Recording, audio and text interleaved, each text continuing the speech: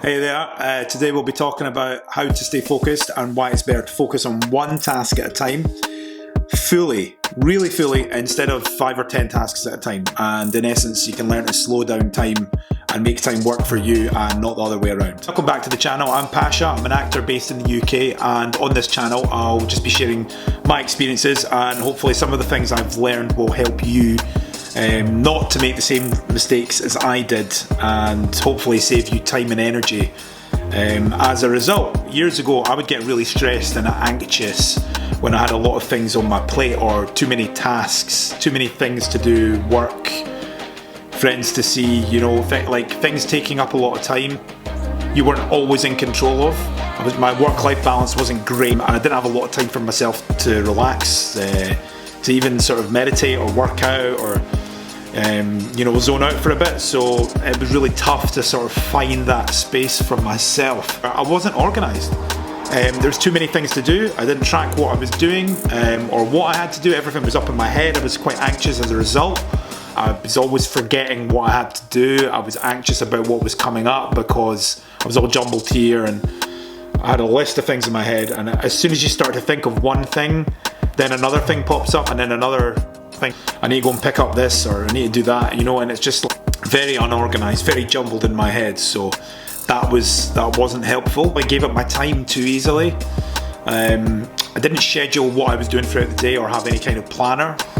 The problem with that is, like, other people or colleagues, I was always dealing with something else. I was always dealing with a problem for someone else. I was always trying to solve something else. And as a result, I just, was very exhausted. It's not in a selfish way, but really, we need to learn to be more, I definitely needed to learn to be more selfish in order to sort of progress at what I was passionate about and what I wanted out of life. And at the time I just went with the flow, and that was good. It was nice. It's great. Like when you're in that kind of flow, it's great. So there's two states here. There's like flow state, where you're immersed in one task at a time fully, and then there's going with the flow, and that's a completely different thing. And that's just sort of going with whatever comes up. And if you had planned to do something and then someone says, "Oh, let's go do that," I'm like, okay, or I've got to go to work now, or you hadn't planned on working that night, but you've called in for a shift or something, that's fine. But over time, you realise that, okay, this is not really helping me where I want to go. It can be quite unsatisfying. So yeah, especially if you've got a lot to do and you're kind of juggling different things. And I don't like using the word juggling because it brings on a kind of anxiety, I think, for a lot of people, for myself certainly, and the essence of the word juggling, of what it actually means. Like, you're tossing balls in the air. So if you're trying to work your job and you've got a side hustle, or like you're training for something, and trying to fit all those things in, and you're struggling to find chunks of time throughout the day, it's it's quite bad for me, juggling. So I've kind of changed that out of my head quite recently. Okay, I'm not juggling, I'm actually just doing one task now, and now I'm working for 4 hours, and now I'm coming back to edit a video for an hour, and now I'm going to work out, and now I'm going to read a book for an hour, so it's just like, I'm not juggling any of these things. It's actually just about allocating the time for it, so that you don't feel like that you're constantly behind and juggling. So that's one big tip, is that just to schedule it. Another thing for me was I became distracted quite easily, and that's something that I've had to fight against pretty hard over the years. I was very reluctant to plan because I saw it as a waste of time. I thought, I could just go and play a video game or watch a film or read something, but actually I was pretty much extremely wrong here. If I just spent 5 minutes or 10 minutes planning my day the night before, or the week before, even setting up, 5 days ahead, or planning 5 days ahead, I could have scheduled in all the downtime I wanted. And I could have done whatever I pleased with that. I could have gone to cinema, watched a film, read a book, met friends, and wouldn't feel guilty about, I've not done enough for myself, or I've not done enough for what I'm trying to achieve. So yeah, part of that was, at the time I was working as a waiter, and I worked as a waiter for, about 8 years-ish. If any of you are working in the hospitality industry, or bartending, or chef even, you can go out quite late, and it can end up being 3 AM, so you'll know it can be really quite social. And if you finish a shift at 10 or 11 p.m. or 12 a.m. or even later, you'd go out with your mates from work, have a couple of drinks to sort of wind down, and next day you could be working as early as even 9 or 10 a.m. and you're finishing at maybe 11, 12, 1, you know, and then you're back in at 8 or 9. Hopefully not, but like a lot of the time you could be. There was very little time to do what was necessary for me, you know, to work out, look after my body, just sort of feel nourished and feel engaged with yourself. So I did feel a bit aimless during that time, especially because I had on-call shifts as well. So if someone called in sick and you were the on-call, then you would get called in by a manager to come in and work. So that wasn't always good. There's a moment that we have. So I definitely had a sort of aha moment, like a moment of uncertainty as well. At the same time, it was like I felt this growing feeling that I wasn't happy. And it was after quite a few years, probably 3 years or so of doing that. And ultimately, I just felt really unsatisfied. I felt like I could give more. I felt like I wanted to do more. I felt I had an energy. I hadn't really worked out where I was going with my life or what I wanted to do. And then this sort of urge and desire to become an actor kind of came out over time.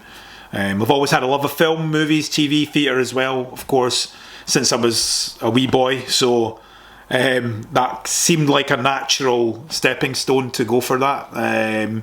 Just through the passion for film. I love film. So ultimately I worked out that, yeah, okay, let's do this, you know. So I started pursuing it and started putting energy and time to it, taking classes and things. So I think a lot of people probably go through that as well. They probably have a moment of like uncertainty, or a moment that they're really kind of stuck or in a rut, or feel like they're not happy with their job, especially if they're just kind of, you know, going through life. And, you know, I definitely had that for many years. I wasn't happy, and I wanted to do something more, and it wasn't really about money. I was making good money as a waiter, but I wanted to do something creative, I guess. So and sort of be in charge of that a bit more, you know, instead of doing a job that you're not really too fussed about. Consequently, my habits and the way I spend my time had to change as a result. If I was going to get anywhere in life and be happy with what I was doing with my time and energy.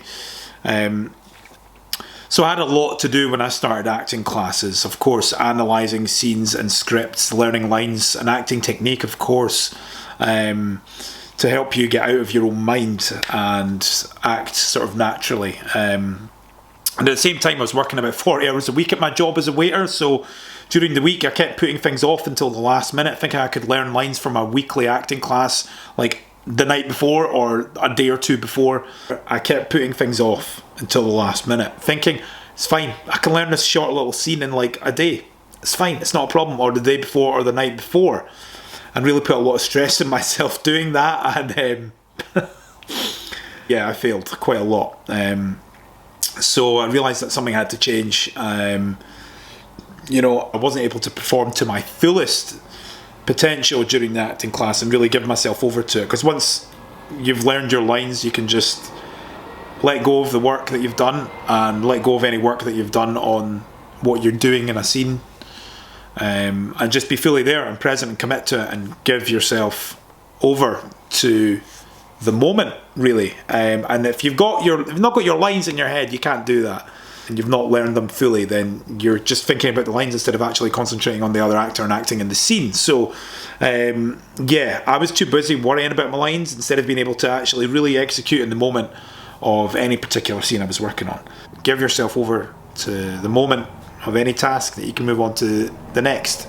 So not until you've done that can you actually move on to the next. So in my case, it was like, right, I need to actually set aside, like, even if I've not got a lot of time, half an hour, 45 minutes a day to learning the lines, I need to do this and put my work in fully, because otherwise what's the point in doing it? I was putting things off closer and closer as I got to the deadline. That was my main problem. And in my case, it was acting class coming up the following Tuesday or Thursday or whatever. So the closer it would get, the more I would delay and put things off. And, you know, instead of what I really should have done is, like I've just said, I should have just planned in the time to learn the lines, 45 minutes a day or half an hour a day, and just make sure I got that done before my next class, and I would easily would have achieved it.